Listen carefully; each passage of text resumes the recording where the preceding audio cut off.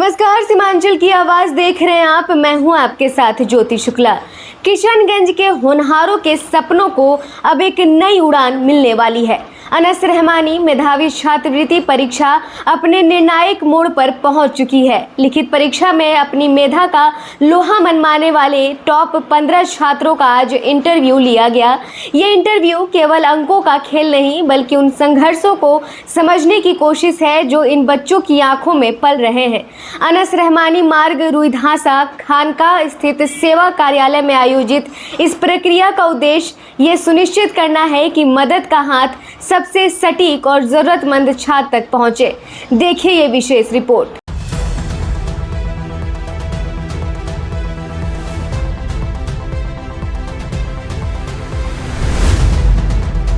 प्रतिभा संसाधनों की मोहताज नहीं होती, बस उसे सही दिशा और थोड़े से सहयोग की तलाश होती है। आर.के. साहा कॉलेज में आयोजित लिखित परीक्षा के बाद आज सेवा कार्यालय में हलचल कुछ ज्यादा थी। मौका था उन टॉप 15 मेधावी छात्रों के इंटरव्यू का जिन्होंने कड़ी प्रतिस्पर्धा के बीच अपनी जगह बनाई है। इन 15 चेहरों में से ही वे 3 सितारे चुने जाएंगे जिन्हें जिले के प्रतिष्ठित स्कूलों में मुफ्त शिक्षा का अवसर मिलेगा। लेकिन ये चयन सिर्फ किताबी ज्ञान पर आधारित नहीं है। आज पैनल ने बच्चों की आर्थिक स्थिति, उनके परिवार की पृष्ठभूमि और उनकी वास्तविक जरूरतों का बारीकी से आकलन किया। आपका टॉप 15 में सिलेक्शन हुआ है, कैसा लग रहा है? जी बहुत अच्छा लग रहा है। कौन से स्कूल में पढ़ते हैं? यूएमएस लाइन करवाला। लाइन करवाला। क्या लगता है इंटरव्यू क्लियर कर लीजिएगा? जी कर लेंगे। कोशिश कर रहे हैं। कोशिश तो कर रहे हैं। अभी आपने इंटरव्यू देकर आया है, कैसा लग रहा है?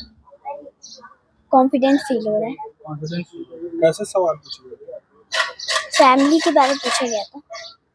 पापा क्या कुछ करते हैं आपके? जी क्या करते हैं पापा? पापा का फल का दुकान है। कौन से स्कूल में पढ़ते हैं? Heritage international school. क्या नाम हुआ? आयत आसिफ। सर ये जो संस्था है तो ये हौसला हो रहा है और लोग जो गरीब मतलब बच्चे को पढ़ा नहीं पा रहे थे, बड़े स्कूल में शौक था कि मेरा बच्चा बड़ा स्कूल में पढ़े, सरकारी स्कूल में पढ़ रहा है, उतना उसका बजट नहीं हो पाता है कि वो अपना बड़े स्कूल में पढ़ाए।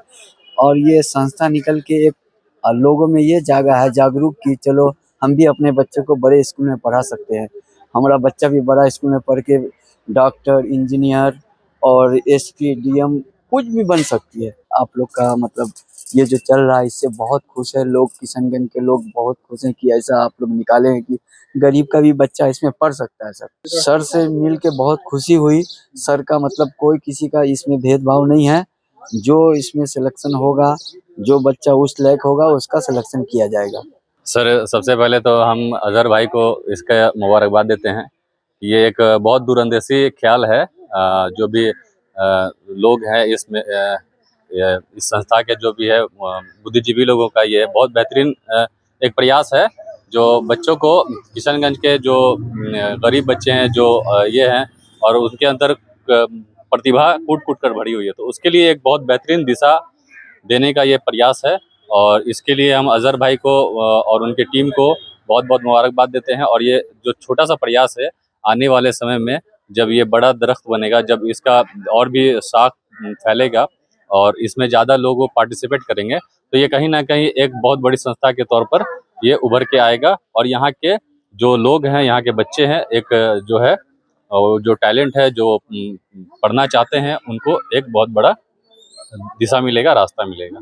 प्रक्रिया को पूरी तरह पारदर्शी और निष्पक्ष बनाने के लिए इंटरव्यू राउंड को काफी महत्वपूर्ण रखा गया है। यहाँ बच्चों के आत्मविश्वास के साथ साथ उनके माता पिता के संघर्षों को भी सुना गया। चयन समिति का मानना है कि छात्रवृत्ति केवल एक आर्थिक मदद नहीं है बल्कि एक जिम्मेदारी है ये सुनिश्चित करने की कि कोई मेधावी छात्र सिर्फ इसलिए पीछे न छूट जाए क्योंकि उनके पास स्कूल की फीस भरने के पैसे नहीं हैं। 14 छात्रों ने इस इंटरव्यू में भाग लिया और इस इंटरव्यू में भाग लेने के बाद अब 2 से 3 दिनों के भीतर जो है इसके रिजल्ट की घोषणा कर दी जाएगी। और इसकी घोषणा हमारे जो होगी वो वेबसाइट के ऊपर www.seva4u.org पे या सोशल मीडिया माध्यम से इसकी जानकारी आपको दे दी जाएगी। सेवा संस्था के निदेशक अजहर रहमानी के लिए ये अभियान उनके पिता स्वर्गीय अनस रहमानी साहब के उन सपनों को जीवित रखने का जरिया है जो हमेशा समाज के दबे कुचले और जरूरतमंद तबके की शिक्षा की वकालत करते थे। आज के इस इंटरव्यू सत्र के बाद अब सबकी नजरें अगले रविवार पर टिकी हैं जब अंतिम परिणाम घोषित किए जाएंगे। टॉप 3 में जगह बनाने वाले इन छात्रों की किताबों से लेकर यूनिफॉर्म और स्कूल की फीस तक का सारा खर्च संस्था वहन करेगी। अनस रहमानी मेधावी छात्रवृत्ति 2026 अब अपने अंतिम चरण में है और हम लोगों को 3 छात्रों को सेलेक्ट करना है जो किशनगंज के प्रतिष्ठित स्कूलों में उनका नामांकन कराया जाएगा और उनके स्कूल फीस से लेकर ड्रेस और बुक्स का जो भी खर्च होगा वो हमारी संस्था सेवा के द्वारा उसको दिया जाएगा, सहायता प्रदान की जाएगी। बताते हुए बड़ी खुशी हो रही है कि हम लोगों ने 2026 जो दूसरी साल था, पहले साल के बाद हम लोगों ने दूसरे साल भी इसको आयोजित किया। 25 से ये स्कॉलरशिप की शुरुआत हुई है और 26 में जो हम लोगों ने शुरुआत किया तो टोटल 65 अभ्यर्थियों ने अपना फॉर्म फिलअप किया था, जिसमें 58 अभ्यर्थी जो कि हमारा सेंटर था इस बार का महिला RK शाह महिला वुमेंस कॉलेज, वहाँ पहुँचे थे।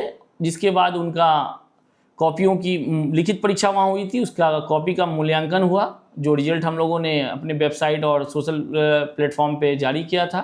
जिसके बाद आज वैसे 15 अभ्यर्थियों को बुलाया गया था जो टॉप 15 में थे, जिसमें 14 अभ्यर्थी यहाँ इस इंटरव्यू में शामिल हुए। जिसके बाद हम लोग अब अंतिम चरण में हैं और उसमें से जो टॉप 3 है, जिसमें 2 छात्र और 1 छात्रा को लेना है। अगर ऐसा हुआ कि एक सीट रिजर्व है तो 1 छात्रा तो होंगी ही होंगी, अगर 2 छात्रा और 1 बॉयज़ भी हो सकते हैं, या टोटल हम लोगों को 3 लेना है, चाहे वो बॉयज़ हो गर्ल्स हो, लेकिन उसमें 1 छात्रा मिनिमम होनी ही है। तो ऐसी सूरत में हम लोगों को बड़ी खुशी हो रही है और कुछ ही समय में या कह सकते हैं 1-2 दिनों में इसका रिजल्ट भी हम लोग जारी कर देंगे। वहीं इस स्कॉलरशिप के बारे में मैं बताना चाहूँगा, ये हमारे पिता स्वर्गीय मोहम्मद अनस रहमानी साहब को जीवित रखने का एक प्रयास हम लोगों के द्वारा किया जा रहा है, जो अक्सर अपने परिवार, समाज और दबे कुचले आर्थिक रूप से कमज़ोर परिवार के लिए वो उनके बच्चों की शिक्षा, अच्छी शिक्षा की वकालत क्या करते थे। किशनगंज के अनस रहमानी मार्ग रुईधासा खानकाह से शुरू हुई ये मुहिम अब उन 58 परिवारों की उम्मीद बन चुकी है जिन्होंने इस परीक्षा में हिस्सा लिया था। इंटरव्यू खत्म हो चुका है और अब इंतजार है उन 3 नामों का जिनके कल को संवारने का जिम्मा सेवा संस्था ने उठाया है। ये पहल साबित करती है कि अगर समाज का हाथ साथ हो तो गरीबी कभी भी कलम की ताकत को हरा नहीं सकती।